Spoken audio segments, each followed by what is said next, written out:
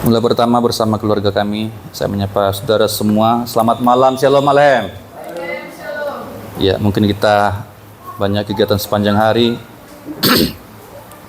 Demikian juga saya, banyak kesibukan, tetapi Tuhan senang jika kita tetap bisa datang ke tempat ini, beribadah bersama-sama, mendengarkan firman Tuhan, dan sebentar kita merendahkan hati kita untuk menyembah Tuhan.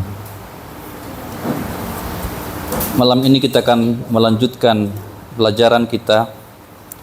Sudah masuk di pasal yang ke-11 dari kitab Roma, dan saya ambil tema The Election of Grace, pilihan kasih karunia. Roma pasal 11 ayat 1 sampai ayat 10. Saya bacakan lebih dahulu dan Bapak Ibu melanjutkan nanti. Roma pasal 11 ayat 1 mulai. Karena itu aku bertanya, mungkinkah Allah telah membuat umatnya, telah membuang umatnya? Sekali-kali tidak, sebab aku sendiri pun orang Israel, dari keturunan Abraham, dari suku Benyamin. 2. Allah tidak membawa umatnya yang dipilihnya. Ataukah kamu tidak tahu apa yang dikatakan kitab suci tentang Elia waktu ia melakukan kasih sayang kepada Allah? Tuhan, nabi-nabimu telah mereka bunuh, mesbah-mesbahmu telah mereka runtuhkan. Hanya aku seorang dirilah yang masih hidup, dan mereka ingin mencabut nyawaku. Tetapi bagaimana firman Allah kepadanya? Aku masih meninggalkan 7.000 orang bagiku yang tidak pernah sujud menyembah Baal. Demikian juga pada waktu ini terdapat suatu sisa menurut pilihan berdasarkan anugerah. Tetapi jika hal itu terjadi karena kasih karunia, maka bukan lagi karena perbuatan. Sebab jika tidak demikian, maka kasih karunia itu bukan lagi kasih karunia. Jadi bagaimana? Israel tidak memperoleh apa yang dikejar-kejarnya, tetapi orang-orang terpilih telah memperolehnya. Orang-orang yang lain hatinya telah dikeraskan. Seperti ada tertulis, Allah membuat mereka tidur nyenyak, memberikan mataku tidak melihat, dan telingaku tidak mendengar, sampai kepada hari sekarang ini. Lagi pula Daud berkata, biarlah meja jamuan mereka menjadi jerat dan perangkap, batu sandungan dan pembalasan bagi mereka.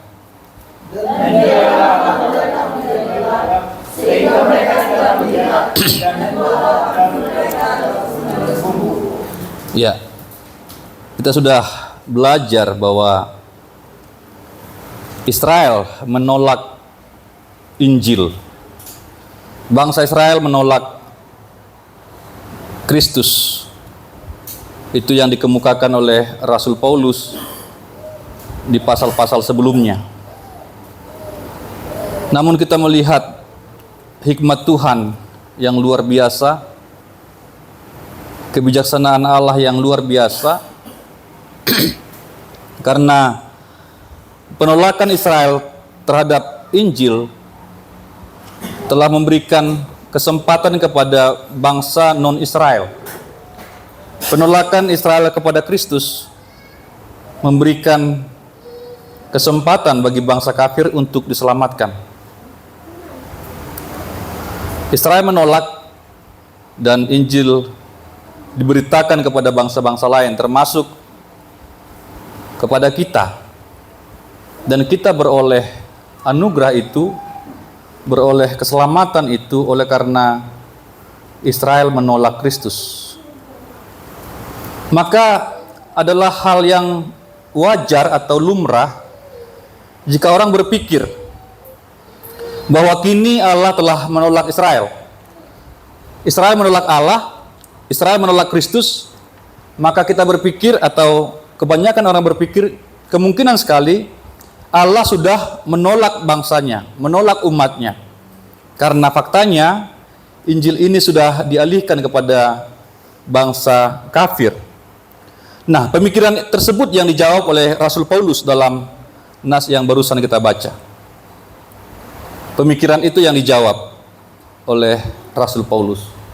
Maka kita lihat dalam ayat 1 tadi, poinnya adalah Allah tidak mungkin menolak umat pilihannya. Dalam hal ini yang dimaksud adalah bangsa Israel. Pada pertemuan-pertemuan sebelumnya saya sudah sampaikan kepada saudara bahwa 3 pasal ini adalah pasal tentang Israel. Dari pasal 9 kita sudah belajar, 9, 10, sampai pada pasal yang sedang kita pelajari, pasal 11. Ini adalah berbicara tentang bangsa Israel. Di sini Rasul Paulus menegaskan bahwa Allah tidak mungkin menolak bangsa Israel. Mengapa? Karena Allah yang memilih mereka. Allah yang memilih bangsa Israel menjadi umatnya. Allah tidak mungkin menolak umat yang dipilihnya sendiri. Allah tidak mungkin meninggalkan umat pilihannya sendiri. Sekalipun kita melihat bahwa memang telah terjadi dan telah jelas bahwa Israel ini menolak Kristus, Mesias, anak Allah yang hidup. Allah memilih Israel sebagai umatnya merupakan keputusan Allah. Ini merupakan ketetapan dari Allah yang berdaulat. Dan sekali Allah memutuskan sesuatu, maka Allah tidak mungkin mengubah keputusannya. Allah tidak mungkin mundur. Allah tidak mungkin mengubah ketetapannya.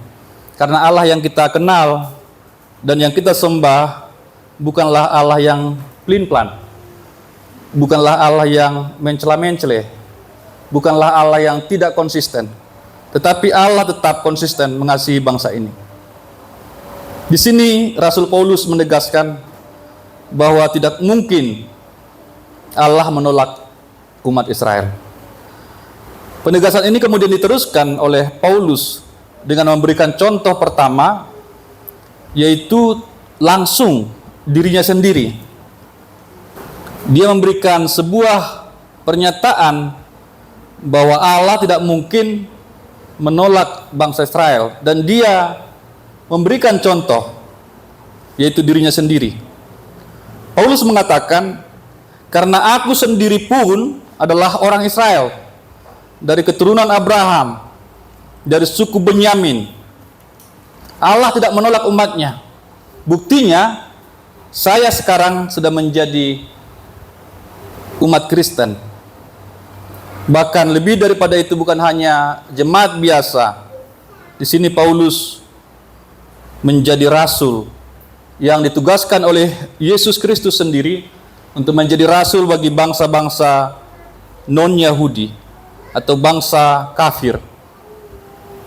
Jadi keberadaan Paulus sebagai rasul merupakan bukti konkret atau bukti yang nyata bahwa Allah tidak menolak umatnya. Memang benar bahwa banyak orang Yahudi dicampakkan, tetapi tidak semuanya. Pandangan ini dikemukakan oleh Paulus tadi dengan kata-kata sekali-kali tidak. Sekali-kali tidak mungkin Allah menolak bangsanya atau umatnya. Allah telah mengadakan pembedaan di antara sebagian dari mereka dan sebagian yang lain. Allah mengadakan perbedaan antara Yahudi yang percaya kepada Injil Kristus dengan yang tidak percaya kepada Injil. Selain Rasul Paulus, rasul-rasul sebelumnya juga adalah berbangsa Yahudi, keturunan Israel. Semua murid Yesus adalah bangsa Yahudi. Tetapi sebagaimana pernah saya sampaikan, walaupun memang murid-murid pertama adalah bangsa Yahudi atau umat Israel, tapi sebagai sebuah bangsa, Israel belum menerima Kristus.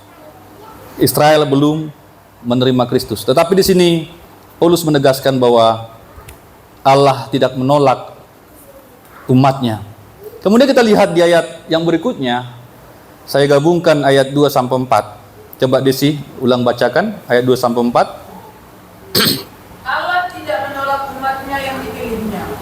Ataukah kamu tidak tahu Apa yang dikatakan kitab suci tentang Elia waktu ia mengadukan Israel kepada Allah? Ya. Tuhan, nabi-nabimu telah mereka bunuh, mesbah-mesbahmu telah mereka runtuhkan. Hanya aku seorang dirilah yang masih hidup, dan mereka ingin mencabut nyawaku. Tetapi bagaimanakah firman Allah kepadanya? Aku masih meninggalkan 7.000 orang bagiku yang tidak pernah sujud menyembah Baal. Ya, saya ambil poin dari apa yang dibacakan tadi, bahwa Allah menyisakan satu umat baginya. Allah menyisakan satu umat baginya. Paulus mengambil sebuah konteks dari perjanjian lama, yaitu pada zaman Elia. Elia juga berpikir hal yang sama. Ketika itu Elia sangat giat bagi Allah. Ia seorang nabi yang sangat sungguh-sungguh melayani Tuhan. Namun masalahnya, pada zaman itu umat Israel begitu bobrok, begitu jatuh secara rohani, jatuh pada penyembahan berhala. Ini dikisahkan dalam 1 Raja-Raja 19. Coba Desi, kita lihat ya, apa yang dikutip oleh Paulus itu berasal dari Perjanjian Lama, yaitu kitab Raja-Raja, 1 Raja-Raja pasal 19.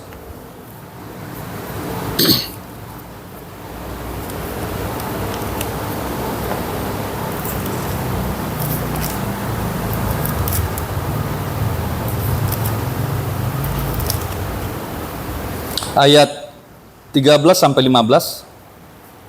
Terus kemudian nanti Desi loncat ke ayat 18 ya. 1 Raja-Raja 19 13 sampai 15 dan kemudian ayat 18. Silakan.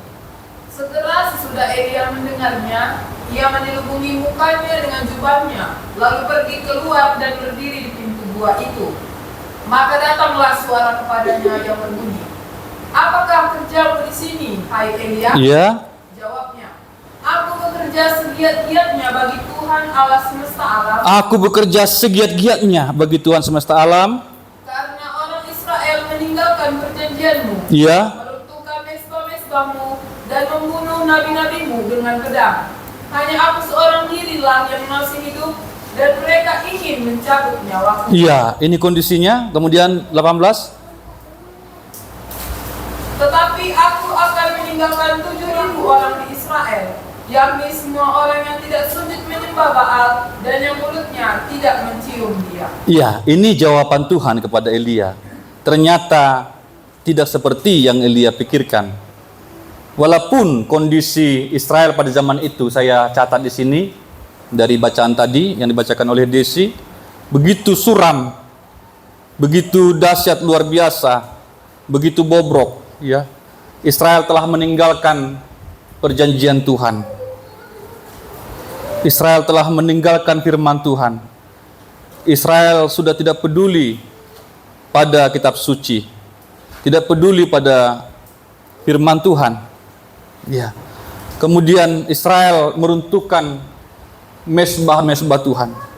Israel tidak lagi peduli soal ibadah. Israel meninggalkan ibadah. Israel tidak lagi memberikan persembahan yang pada saat itu memang merupakan peraturan ibadah, harus mempersembahkan di atas mesbah-mesbah. Semua mesbah-mesbah itu diruntuhkan oleh Israel dengan begitu luar biasa. Ya, kalau kita bawa dalam konteks sekarang ini, bayangkan ya Bapak Ibu ya, ketika umat Kristen sampai merusak gereja, ya, saking mereka sudah bobrok sekali secara rohani, umat itu merusak gereja, membakar gereja. Kalau orang lain membakar gereja itu biasa, ya. Tetapi bagaimana umat Tuhan sendiri, orang Kristen sendiri yang membakar gereja? Nah, itu kejadian pada saat itu. Supaya saudara punya gambaran untuk melihat teks tadi. Ya, Israel meruntuhkan mesbah-mesbah Tuhan. Artinya, kalau kita bawa dalam konteks sekarang, berarti mereka, orang-orang Kristen ini bisa kita ambil identiknya merusak gereja, membakar gereja, sehingga tidak ada lagi tempat untuk beribadah. Kemudian Dikatakan di sana tadi bahwa Israel juga membunuh nabi-nabi Tuhan. Umat Tuhan membunuh hamba-hamba Tuhan. Bayangkan kalau orang-orang Kristen membunuh hamba-hamba Tuhan, ya, membunuh pendeta-pendeta. Sekali lagi, kalau agama lain yang membunuh hamba-hamba Tuhan sudah banyak. Tetapi bayangkan betapa buruknya ketika orang Kristen sendiri juga melakukan hal yang sama, membunuh hamba-hamba Tuhan. Membunuh pendeta-pendeta, membunuh gembala-gembala, membunuh setiap orang yang menyampaikan firman Tuhan. Itu yang terjadi pada saat itu. Dan pada saat itu juga Elia berada dalam sebuah tekanan karena Israel akan membunuh Elia juga. Israel membunuh Elia juga. Mau membunuh Elia juga. Ini kondisi bangsa Israel pada masa itu. Meninggalkan firman Tuhan, meninggalkan ibadah, membunuh hamba-hamba Tuhan. Ini salah satu hal yang paling membuat hamba Tuhan kalut. Jika umat Tuhan tidak setia kepada Tuhan, jika umat Tuhan tidak lagi melayani Tuhan, jika umat Tuhan tidak mau lagi beribadah kepada Tuhan, tidak mau lagi mendengarkan firman Tuhan, ini yang membuat kami sangat sedih. Sebagai hamba Tuhan yang ditugaskan, ini membuat kami sangat sedih. Ketika umat Tuhan sudah dingin, ya, tidak mau lagi datang beribadah, tidak mau lagi setia beribadah, tidak mau lagi mendengarkan firman Tuhan. Ini membuat hamba-hamba Tuhan menderita. Tetapi Paulus menyatakan bahwa sebagaimana pada masa Elia, demikian pula sekarang. Umat yang terpilih ini ternyata lebih banyak dan lebih besar daripada apa yang dipikirkan oleh orang. Apa yang dipikirkan Elia pada saat itu adalah bahwa tinggal dia sendiri yang menyembah kepada Tuhan. Tinggal dia sendiri sebagai nabi yang melayani Tuhan. Tetapi faktanya ketika Allah menjawab keluhan nabi ini, Allah masih meninggalkan 7.000 orang yang tidak pernah sujud menyembah kepada Baal. Sini kita melihat hal-hal yang terjadi dengan umat Allah seringkali jauh lebih baik daripada yang dipikirkan oleh orang-orang bijak dan orang baik.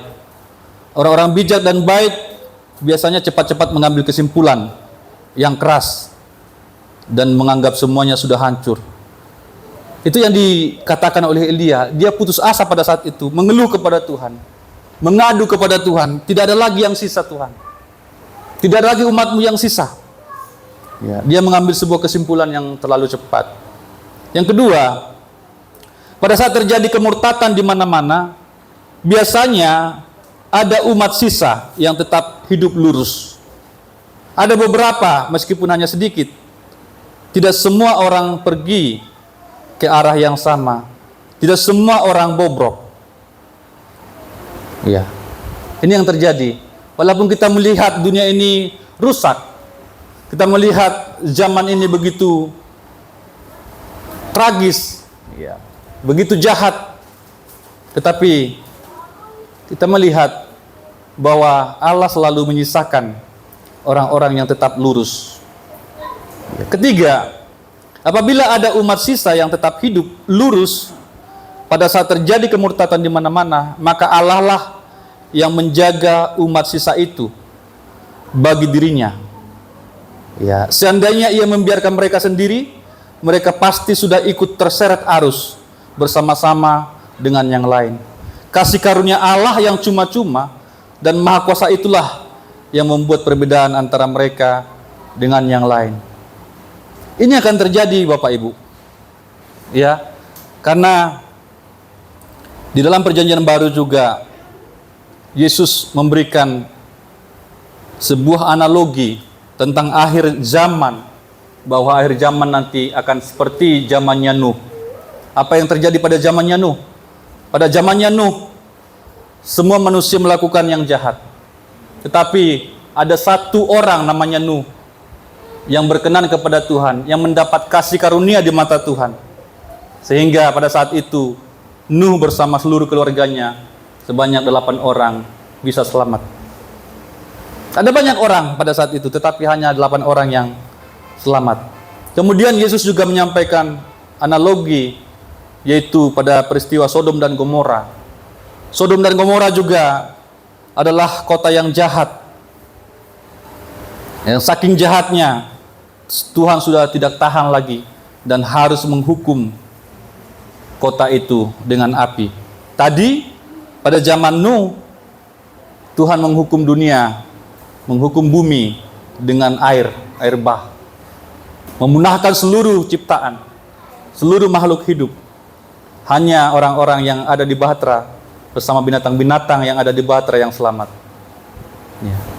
Ada yang Tuhan sisakan. Demikian juga di zaman Sodom Gomora. Ada satu keluarga, itu keluarga Lot, yang diselamatkan oleh Tuhan. Ya, memang sedikit, tetapi selalu ada yang tersisa, yang tidak ikut arus, yang tidak ikut zaman, yang tidak ikut kejahatan-kejahatan, yang tidak ikut tren-tren yang jahat. Tuhan selalu menjaga umatnya yang mau bersekutu dengan Dia. 7.000 orang adalah jumlah yang memadai untuk memberikan kesaksian melawan penyembahan berhala. Namun memang dibandingkan dengan beribu-ribu Israel, 7.000 adalah jumlah yang sangat sedikit. Memang kawanan domba-domba itu atau orang-orang benar seringkali menjadi minoritas. Kita minoritas, gereja minoritas di bangsa ini. Ya. Orang benar jumlahnya sering lebih sedikit. Coba saudara perhatikan saja, di mana-mana begitu ya. Selalu orang benar itu lebih sedikit, begitu ya. Di pekerjaan saudara, ya. Semua main serong, semua tipu-tipu, ya. Hanya sedikit yang benar. Dan kalau kita mau berlaku benar di sana, di tempat kerja, ya, kita juga akan mengalami tantangan, kita juga akan mengalami persekusi, kita akan mengalami bullying. Saya juga pernah mengalami, saudara, ketika saya bekerja, di mana teman-teman saya semua sudah tipu-tipu, ya, mereka bohong-bohong semua. Ya, ketika saya mau bertahan, dan memang saya bertahan, saya menjadi bahan bullying, ya. Bahkan saya sempat mau dikeroyok oleh orang-orang Padang, ya, karena saya tidak mau ikut-ikutan dengan mereka. Jadi pada saat itu, karena perusahaan lagi sepi, orderan lagi sepi, jadi pikiran anak-anak ini atau pikiran operator ini, ya kita harus kurangi target supaya dapat lembur, supaya dapat overtime. Ya, misalkan harusnya satu shift itu dapat 20, kita buat aja 5. Alasannya apa? Alasannya mesin rusak, wire trouble, macam-macam pokoknya dibuat alasannya. Di kertas rundown itu ya, itu kita punya rundown ya. Apa masalahnya? Tapi semua yang di kertas itu dikarang-karang sendiri.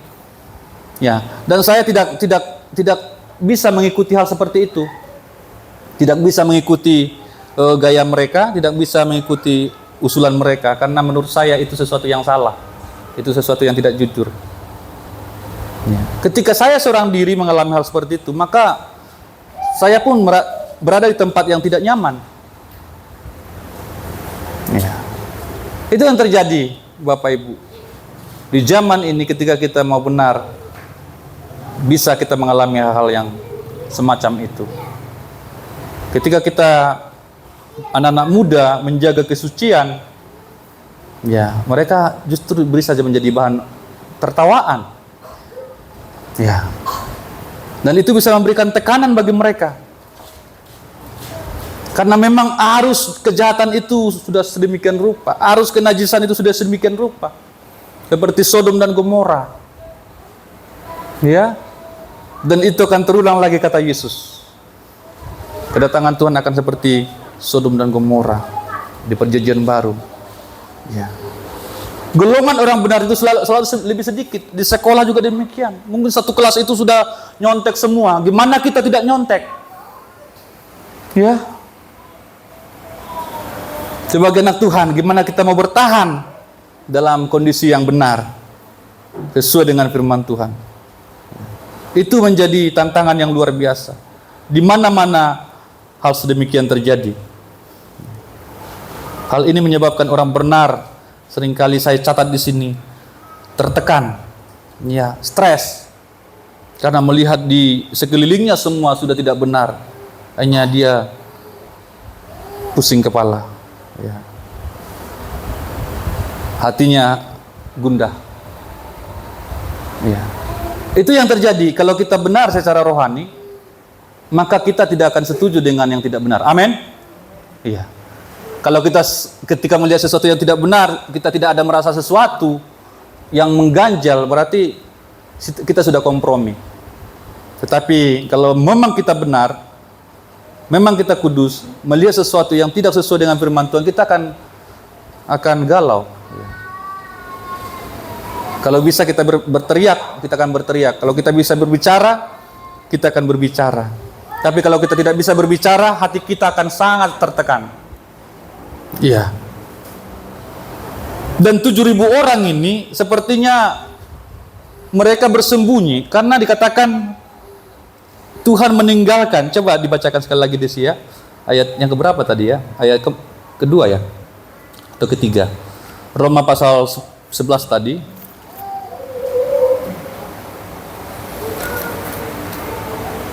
Tuhan, nabi-nabimu telah mereka bunuh. Iya. Mesbah-mesbahmu telah mereka runtuhkan. Hanya aku seorang dirilah yang masih hidup dan mereka ingin mencabut nyawaku. Iya. Terus? Tetapi bagaimanakah firman Allah padanya? Aku masih meninggalkan 7.000 orang bagiku yang tidak pernah sujud menyembah Bapa. Iya. Pada saat itu semua umat itu secara dominan ya sudah menyembah Baal. Tetapi ada 7.000 orang yang dikatakan oleh Tuhan, Tuhan tinggalkan, Tuhan sisakan. Berarti Tuhan sembunyikan. Iya. Mengapa saya katakan Tuhan sembunyikan? Karena di sini Nabi ini tidak tahu tentang hal itu. Nabi Elia tidak tahu bahwa masih ada ternyata umat itu, masih ada 7.000 orang umat yang belum pernah atau tidak pernah menyembah kepada Baal. Sementara di pikiran Elia tinggal dia sendiri. Tidak mudah loh Bapak Ibu ya. Kalau kita tinggal sendiri yang tidak sepaham dengan yang lain, itu tidak mudah loh. Ya. Jangankan itu soal dosa, mungkin dalam sebuah kelompok atau kumpulan perbedaan pendapat saja, misalkan kita satu orang saja yang berbeda pendapat, kemudian yang lain semua sudah sepakat, tapi kita beda sendiri, itu tekanan yang luar biasa. Ya, itu tidak mudah untuk bertahan. Bayangkan di pikiran Elia pada saat itu hanya dia sendiri yang sisa. Dan ketika dia melihat umat Israel juga bukan hanya tidak menyembah kepada berhala, bukan hanya meninggalkan firman Tuhan, bukan hanya merobohkan atau meruntuhkan mesbah-mesbah, tetapi yang lebih dahsyat lagi, mereka lebih agresif lagi membunuh nabi-nabi Tuhan. Ya. Bayangkan ya. Misalkan di Batam ini umat Kristen sudah pada jahat semua, tidak mau lagi ibadah, ya. Gereja pada dibakar tadi saya katakan. Kemudian hamba-hamba Tuhan pada dibunuh. Kalau misalkan saya sendiri yang bertahan, itu gimana tidak takut Bapak Ibu? Ya, pasti gemetaran. Pasti saya berpikir, tinggal saya ini. Berarti giliran saya mau dibunuh. Kan begitu ya. Dan memang pada saat itu juga, selain hamba-hamba Tuhan atau nabi-nabi Tuhan yang benar, ada juga nabi-nabi yang palsu. Kalau nabi-nabi yang palsu itu bisa dibayar, bisa disuap untuk mengikuti keinginan umat. Seringkali juga hamba-hamba Tuhan berada dalam sebuah tekanan yang luar biasa. Saudara ingat ketika peristiwa patung lembu emas. Pada saat itu Musa ada di atas gunung Sinai. Sementara umat itu dipercayakan kepada Harun supaya Harun menjaga umat itu. Ketika umat itu melihat bahwa Musa terlalu lama, karena Musa pada saat itu ada di sana sekitar 40 hari 40 malam, dia puasa di atas gunung itu. Kemudian umat itu meminta kepada Harun, itu terlalu lama Musa di sana, dia mengulur-ulur waktu, dia tidak pulang-pulang. Ayo, buatlah bagi kami patung lembu emas. Dan umat itu melemparkan anting-antingnya, melemparkan perhiasannya, diberikan kepada Harun. Akhirnya Harun sebagai hamba Tuhan bisa terikut, bisa merasa tertekan, bisa terancam. Dan akhirnya dia mengikuti suara orang banyak itu. Ya. Itu sesuatu yang real. Dan saya dapat bayangkan Bapak Ibu, bagaimana gundahnya ya hati Elia, bagaimana ciutnya hati Elia. Sebagai hamba Tuhan yang benar. Karena sekali lagi, saya yakin sekali bahwa memang umat yang sisa ini, yang Tuhan tinggalkan ini, Tuhan sembunyikan entah bagaimana caranya. Ya, sehingga Elia pun tidak tahu tentang hal itu. Sampai Tuhan memberitahu kepada dia, jangan takut Elia, masih ada 7.000 orang yang saya sisakan, yang saya tinggalkan. Ya. Atau mungkin juga umat yang 7.000 ini mereka bersembunyi juga supaya tidak terseret oleh kebobrokan umat Israel yang sudah menyembah berhala pada saat itu. Ya. Seringkali umat Tuhan juga harus melakukan hal yang sama. Beberapa kali kami sampaikan dari tempat ini. Karena memang kita tidak pernah mengalami hal-hal semacam ini, sehingga kita tidak bisa membayangkan betapa sulitnya keadaan umat Tuhan di tempat lain. Di banyak daerah, di banyak negara, masih banyak umat Tuhan yang harus sembunyi-sembunyi untuk beribadah saja. Ya. Mereka benar, mereka mau mengikuti firman Tuhan, mereka mengikut Kristus, tetapi mereka merasa terancam dan mereka harus bersembunyi untuk bisa bertemu semacam ini, harus sembunyi-sembunyi. Suara pun tidak boleh kuat-kuat, bernyanyi pun tidak boleh kuat-kuat, berdoa pun tidak boleh keras-keras. Dan seringkali dalam berita-beritanya ketika mereka beribadah, ketahuan mereka beribadah di tempat persembunyian, ya, mereka diseret, mereka diangkat seperti kriminal. Padahal yang mereka lakukan adalah memuji Tuhan. Tidak ada kriminal yang mereka lakukan, tidak ada kejahatan yang mereka lakukan. Tetapi hanya karena mereka menyembah kepada Tuhan yang benar, mereka menyembah kepada Yesus, mereka diangkut seperti seorang kriminal. Itu masih terjadi Bapak Ibu hingga pada saat ini. Bagaimana susahnya untuk berjalan dalam kebenaran. Mereka terancam. Mereka teraniaya. Mereka dipersekusi. Itu sebabnya Bapak Ibu, kita hargai waktu-waktu yang masih ada. Amin Bapak Ibu. Amin. Memang susah sekali untuk menjelaskan kalau tidak terjadi ya sama kita ya. Dianggap ini semua omong kosong kalau saya ngomong begini. Enggak terjadi kok, Batam aman kok, Kamis depan masih ada, Minggu depan masih ada. Kan masih begitu pikirannya kan. Tapi coba bayangkan Bapak Ibu, kalau beribadah saja kita harus sembunyi-sembunyi. Bisa bayangkan enggak betapa tragisnya itu. Terancam terus. Memuji Tuhan saja dak-dikduk terus. Mau melayani Tuhan saja dak-dikduk terus. Ini begitu bebasnya kita memuji Tuhan. Begitu bebasnya kita bisa melayani Tuhan. Begitu bebasnya kita bisa menyampaikan firman Tuhan. Kayak di Cina itu, ya nggak bisa bebas. Ya. Kami pernah juga kedatangan tamu dari Cina. Mereka cerita itu. Ya. Gereja-gereja yang memang benar-benar mengikuti firman Tuhan, mengikuti Alkitab, ya mereka diperlakukan seperti itu. Mereka sembunyi-sembunyi untuk beribadah. Tidak boleh rame-rame. Ya. Maka yang ada gereja-gereja rumah, Bapak Ibu, banyak gereja-gereja rumah di Cina. Tetapi gereja-gereja yang kompromi dengan pemerintah, mereka diizinkan. Ya, namanya sudah kompromi, menjadi alat politik saja. Ya. Mereka memang difasilitasi oleh negara, tetapi tidak bebas lagi melakukan firman Tuhan. Mereka sudah didikte semua. Ini kondisi pada saat itu. Saya mencoba memahami perasaan atau suasana batin dari Nabi Elia ini. Dia sudah merasa sendiri.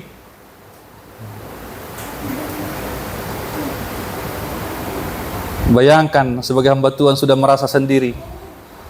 Ya. Saya juga sering mendengarkan kesaksian-kesaksian. Ekstrim memang ya.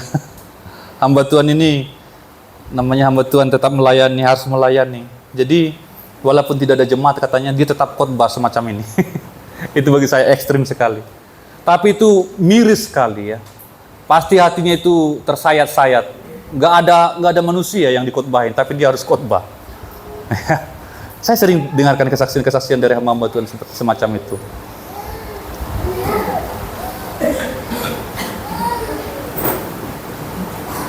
Itu yang memilukan hati hamba-hamba Tuhan. Ya. Ketika umat Tuhan tidak lagi setia kepada Tuhan, tidak mau lagi beribadah, ini tangisan kami. Ya. Tetapi sekali lagi di sini Allah menyisakan satu umat baginya. Allah menyisakan satu umat. Kembali ke poin di atas tadi, seberapa murtad pun sebuah negara, pasti masih ada sisa orang benar. Saya catat di sini, seberapa buruk pun sebuah gereja, pasti masih ada yang sungguh-sungguh setia. Saya masih ingat kesaksian Pak Pasaribu ya.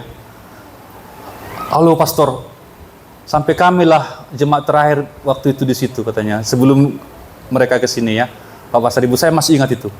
Waktu itu kalau nggak salah di Kampung Nanas Pak ya. Ya, jemaat terakhir. Itu bagi saya sesuatu yang luar biasa. Sampai hamba Tuhannya pun menutup gereja. Itu miris sekali ya. Ya. Itu saya katakan di sini, seberapa buruk pun sebuah gereja, pasti masih ada yang sungguh-sungguh setia di sana. Amin. Ya. Mari kita tidak kecut hati dengan jumlah. Tentu pasti kita pengen rame semua ya. Di semua ibadah yang kita gelar itu jemaat maunya datang semua gitu ya. Ya, kita semua pasti menginginkan itu. Ya. Namun kita tidak perlu kecut hati. Seperti Elia tadi, dia sudah kecut hati karena dia tidak melihat lagi ada tanda-tanda kehidupan. Ya. Dia sudah melihat semua bangsa itu bobrok. Ya. Tetapi mari kita tidak kecut hati karena Tuhan pasti masih menyediakan orang-orang yang setia. Ya. Meskipun jumlah yang setia itu lebih kecil dari yang tidak setia. Selalu begitu Bapak Ibu, yang saya lihat ya. Selalu yang setia itu lebih kecil jumlahnya daripada yang tidak setia. Yang setia lebih kecil jumlahnya. Ya.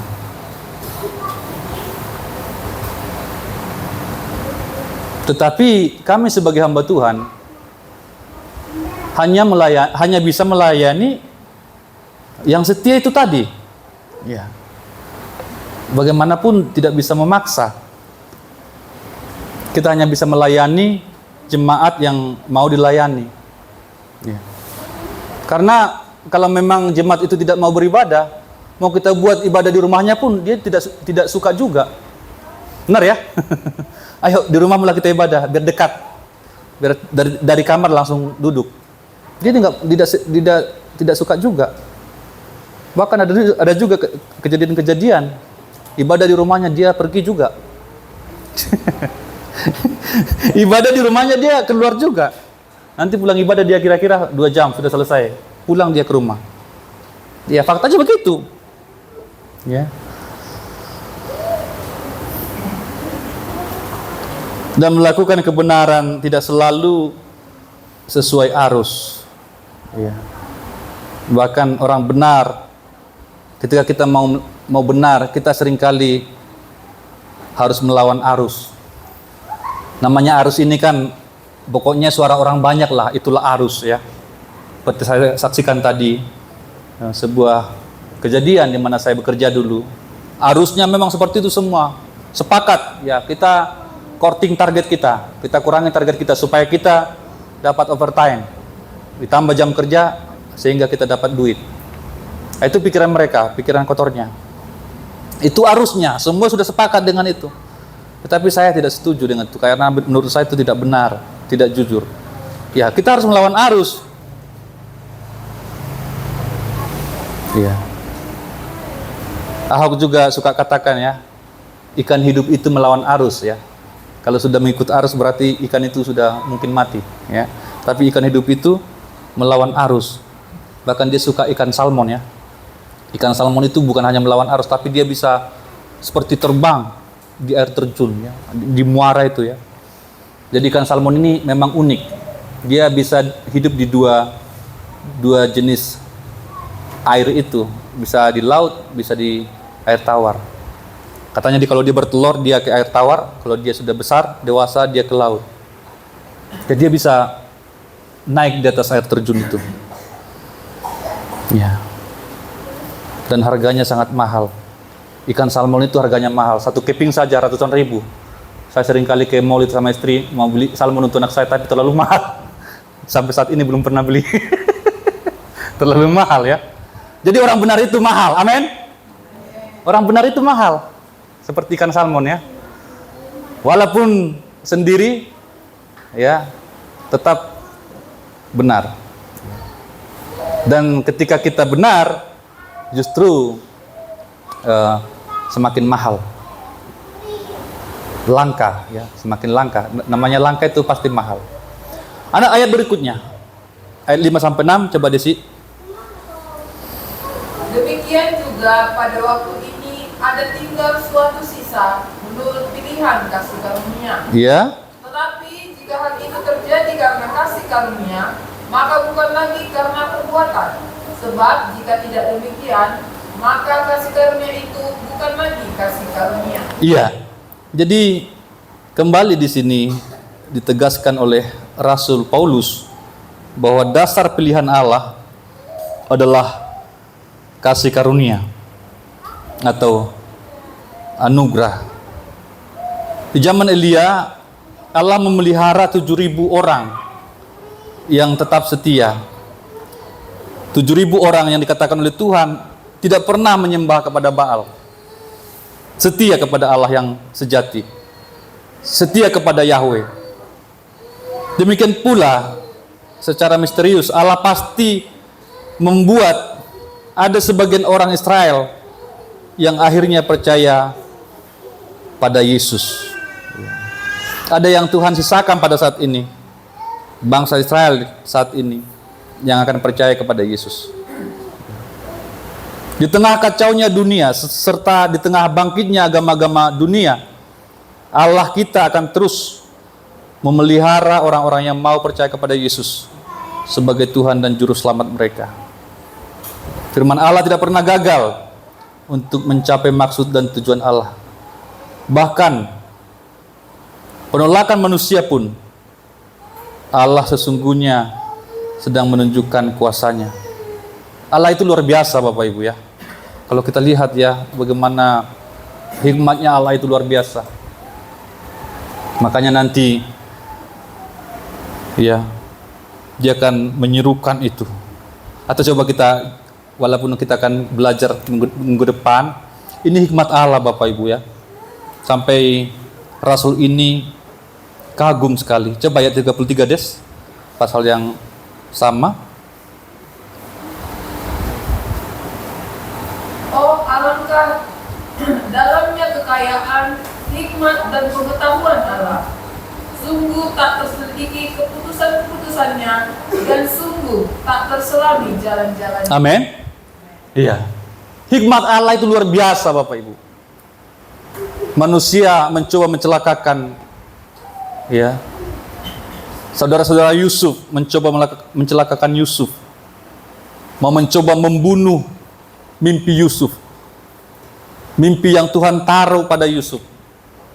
Saudara-saudaranya iri. Yang dilakukan oleh saudara-saudaranya adalah hal-hal yang jahat. Mereka rekakan yang jahat kepada Yusuf supaya mimpinya tidak terjadi. Tapi justru semua kejahatan-kejahatan saudara-saudaranya itu menghantarkan Yusuf menuju mimpi itu. Amin Bapak Ibu? Iya. Demikian juga bahkan dengan Yesus sendiri. Yudas yang mengkhianati Yesus, yang menjual Yesus, itu sesuatu yang sangat jahat. Tetapi Allah juga berencana di sana, punya rencana yang besar di sana. Dengan jalan itu Yesus menjadi juru selamat. Jadi kejahatan manusia di tangan Allah itu bisa membuahkan kebaikan. Bahkan yang sedang kita belajar ini, penolakan Israel terhadap Yesus, penolakan Israel kepada Injil, justru menjadi kesempatan buat bangsa kafir. Ini luar biasa Bapak Ibu. Coba Bapak Ibu pikirkan. Andaikan Israel menerima Yesus pada saat itu, di 2000 tahun yang lampau, langsung menerima Yesus, tidak ada kesempatan buat kita bangsa kafir. Tetapi Israel menolak Yesus. Di situ pun Allah memiliki hikmat sehingga terbuka kesempatan bagi kita untuk diselamatkan. Itu saya sebutkan tadi, bahkan dalam penolakan manusia pun Allah sesungguhnya sedang menunjukkan kuasanya. Ada banyak contoh-contoh Bapak Ibu di zaman Israel. Firaun mengeraskan hatinya, tidak mengizinkan bangsa Israel keluar dari Mesir. Dari kekerasan hati Firaun ini mendatangkan kuasa Allah, sehingga orang-orang bisa melihat Allah yang sejati itu Allah, bahwa Allah yang sejati itu adalah Yahweh Allah Israel. Jadi kita tidak bisa melawan kuasa Allah. Apapun yang kita lakukan, Tuhan bisa putar balik itu. Apapun yang dilakukan manusia bisa Tuhan putar itu. Ini yang terjadi. Sehingga pada akhirnya kita hanya bisa mengakui bahwa semua kasih karunia. Amin Bapak Ibu. Amin. Saya senang setiap kali Pak Gembala menyampaikan jangan dianggap kemurahan itu murahan. Iya. Seringkali karena terlalu sering disebut kasih karunia, anugerah, kemurahan, sehingga itu semacam jadi barang yang murah bagi kita. Ini sesuatu yang sangat mahal. Sesuatu yang sangat mahal. Ya. Justru karena mahalnya, makanya Tuhan berikan kepada kita tanpa harus bayar. Karena memang kita tidak bisa bayar. Ya. Jadi kemurahan bukan karena murahan, tapi karena terlalu mahal. Dasar pilihan adalah kasih karunia. Jangan pernah lupa Bapak Ibu, apapun yang kita telah miliki ini semua kasih karunia. 17 Desi, saya cepat saja. Ayat 7 maksud saya, ayat 7. Jadi bagaimana? Israel tidak memperoleh apa yang dikejarnya, tapi orang-orang yang terpilih telah memperolehnya. Iya. Dan orang-orang yang lain telah tegar hatinya. Iya. Usaha manusia akan gagal. Usaha manusia untuk dekat, untuk berkenan kepada Allah selalu gagal. Usaha manusia untuk mencapai Allah dengan kekuatannya sendiri akan gagal.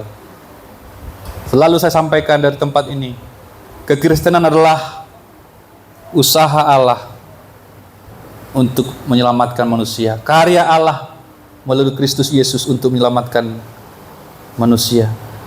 Namun bangsa Yahudi ini selalu mencarinya dengan kebenaran diri sendiri. Mereka mengejar itu semua dengan prestasi-prestasi, dengan ritual-ritual keagamaan mereka, dengan hak istimewa mereka, dan upaya diri mereka sendiri.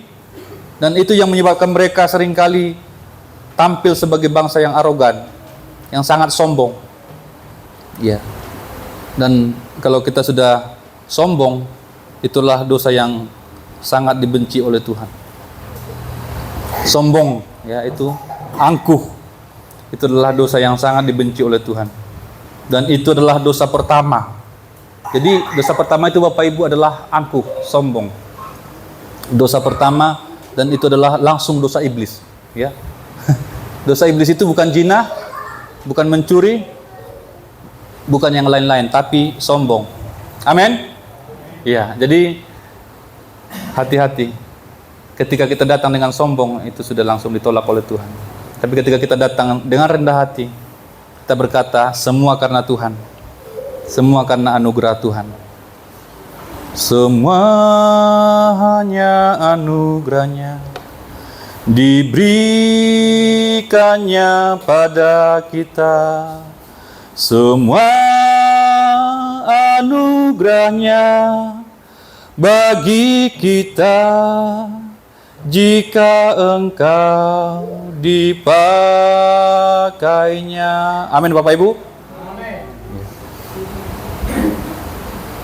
Semua anugerah Tuhan, jika kita kuat, jika kita dipakai Tuhan, apapun yang kita peroleh, itu semua karena anugerah Tuhan. Ini dasarnya, bukan usaha kita. Tetapi memang bukan berarti kita tidak berusaha, tetapi semua dasarnya adalah anugerah Tuhan. Terakhir, ayat 8 sampai 10 saya langsung gabungkan. Silakan Desi. Seperti ada tertulis, Allah membuat mereka tidur nyenyak, Iya. memberikan mata untuk tidak melihat dan telinga untuk tidak mendengar sampai kepada hari sekarang ini. Dan Daud berkata, biarlah jamuan mereka menjadi jerat dan durhaka, penyesatan dan pembalasan bagi mereka. Iya. Dan biarlah mata mereka menjadi gelap, sehingga mereka tidak melihat, dan buatlah punggung mereka terus-menerus membungkuk. Iya. Saya berikan poin, ya, dalam satu kalimat. Orang yang menegarkan hatinya, suatu kali akan dibiarkan oleh Allah. Ya. Orang yang menegarkan hatinya, suatu kali akan dibiarkan oleh Allah. Ya, dibiarkan tegar aja, dibiarkan ya keras hati aja. Artinya, oke, silakan. Silakan kau keras hati. Oke, silakan kau tegar. Oke, silakan kau sombong. Dibiarkan oleh Tuhan. Itu pengertian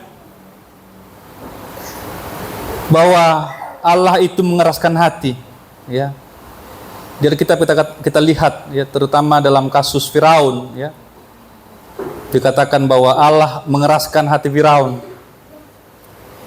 Allah mengeraskan hati Firaun. Apa artinya? Ini sepertinya ada sesuatu yang salah di sana. Kok Allah mengeraskan hati Firaun? Sebenarnya artinya adalah bahwa Allah menghormati, ya, keputusan dari Firaun. Allah menghormati keputusan Firaun untuk mengeraskan hatinya. Kalau kau mau tetap keras hati, silakan. Itu artinya. Keputusan untuk menegarkan hati terhadap Allah. Ini adalah keputusan yang sangat berbahaya. Karena Tuhan itu panjang sabar. Ya. Selalu berusaha untuk membujuk manusia kembalilah, datanglah, carilah, ketuklah. Tuhan katakan berulang kali. Maka pada akhirnya ketika Allah sudah menghukum, itu berarti bahwa manusia telah mendapatkan cukup teguran. Kalau sampai Allah menghukum manusia, itu berarti manusia itu telah cukup mendapat teguran, telah cukup mendapatkan waktu, telah cukup mendapatkan kesabaran. Dasarnya manusia itu memang tegar hati. Maka itu yang dikatakan oleh Yohanes dalam Wahyu. Semua akan mencapai kepada kesempurnaannya. Yang benar biarlah tetap benar, yang suci biarlah tetap suci, Yang jahat biarlah tetap jahat. Artinya Allah membiarkan. Jangan sampai Allah membiarkan kita, Bapak Ibu. Amin. Iya.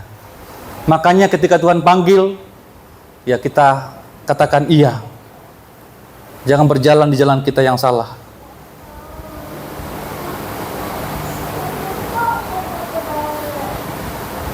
Dan ketika kita memperhatikan kemurahan Tuhan, maka kita akan mendapatkan kemurahan itu. Tetapi Tuhan juga mengingatkan melalui Rasul Paulus, perhatikan juga kekerasannya. Karena orang yang tidak memperhatikan kemurahan Tuhan akan mendapatkan kekerasan Tuhan. Orang yang tidak memperdulikan kemurahan Allah akan mendapat kekerasannya. Maka lebih baik menjadi kelompok kecil yang diselamatkan daripada golongan besar yang akan dibinasakan. Jangan takut Bapak Ibu, walaupun jumlah kita sedikit, tetapi kita adalah golongan sisa yang disisakan oleh Tuhan menjadi orang-orang yang setia kepada Tuhan, yang tidak menyembah kepada berhala atau Baal. Kita adalah orang-orang yang dilindungi oleh Tuhan, yang disisakan oleh Tuhan. Sama seperti pada zaman Elia, Tuhan sisakan 7.000 orang yang tidak pernah menyembah kepada Baal. Ya tidak masalah, kita kecil, kita sedikit, yang penting kita menyembah kepada Tuhan. Amin. Ya, saya tutup di sini Bapak Ibu sebelum kita menyembah. Kita baca bersama-sama untuk menutup pertemuan kita. 1, 2, 3. Dasar. Bukan. Saya lewatkan aja itu. Ya. Ini ya, 1, 2, 3. Dasar dari pilihan Israel dan kita adalah kasih karunia. Jadi sama bagi Israel dan bagi kita non-Israel, dasarnya adalah kasih karunia. Tidak ada yang lain. Kasih karunia yang membawa kita kepada keselamatan. Ini firman Tuhan bagi kita pada malam hari ini. Kita berdoa. Bapak, terima kasih buat firman Tuhan pada malam hari ini.